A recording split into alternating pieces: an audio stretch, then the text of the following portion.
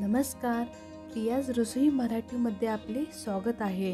आज आपण बनवणार आहोत पनीरची भाजी। त्यामध्ये आपण बनवणार आहोत पनीर चिंगारी। तर त्यासाठी कोणकोणते साहित्य लागते ते आपण पाहूयात।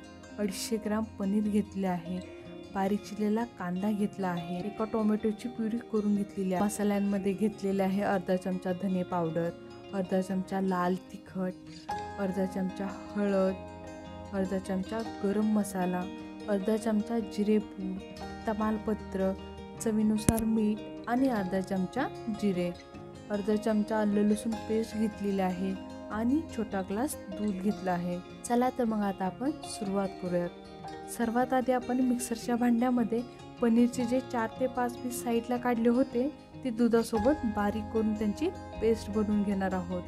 कढईमध्ये फोडणीसाठी तेल घातलं आहे, तसेच त्यामध्ये 1 चमचा बटर घालत आहे। तेल चांगलं गरम झालं की आता आपण त्यामध्ये जिरे घालायचे, तसेच त्यामध्ये तमालपत्र पण घालून घ्यायचे। फोडणी देऊन झाली की त्यामध्ये बारीक चिरलेला कांदा आहे तो घालायचा। कांदा आपल्याला चांगला परतून घ्यायचा आहे। मध्ये मध्ये कांदा चांगला हलवत राहायचा। कांदा चांगला परतून झालेला आहे। आता आपण तयार केलेली टोमॅटोची प्युरी आहे ते आता त्यामध्ये घालून घेऊयात। हे सर्व चांगलं मिक्स करायचं। कांदा आणि टोमॅटो आपल्याला चांगलं परतून घ्यायचं आहे। घेतलेले सर्व मसाले आता आपण त्यामध्ये घालून घेऊयात।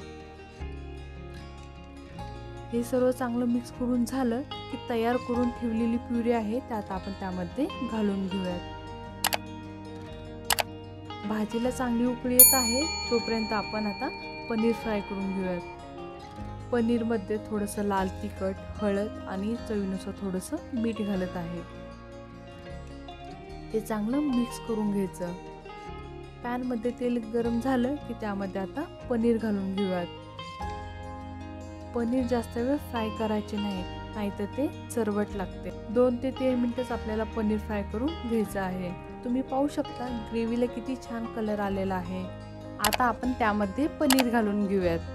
आपली भाजी बनून तयार झालेली आहे। आता वरून त्यावरती तीळ घालून घेऊयात। अशा प्रकारे धाबा स्टाईल पनीर चिंगारी बनून तयार झालेली आहे। आजचा जर व्हिडिओ तुम्हाला आवडलाय, चॅनलला लाईक करा, शेअर करा आणि सबस्क्राईब करा। धन्यवाद।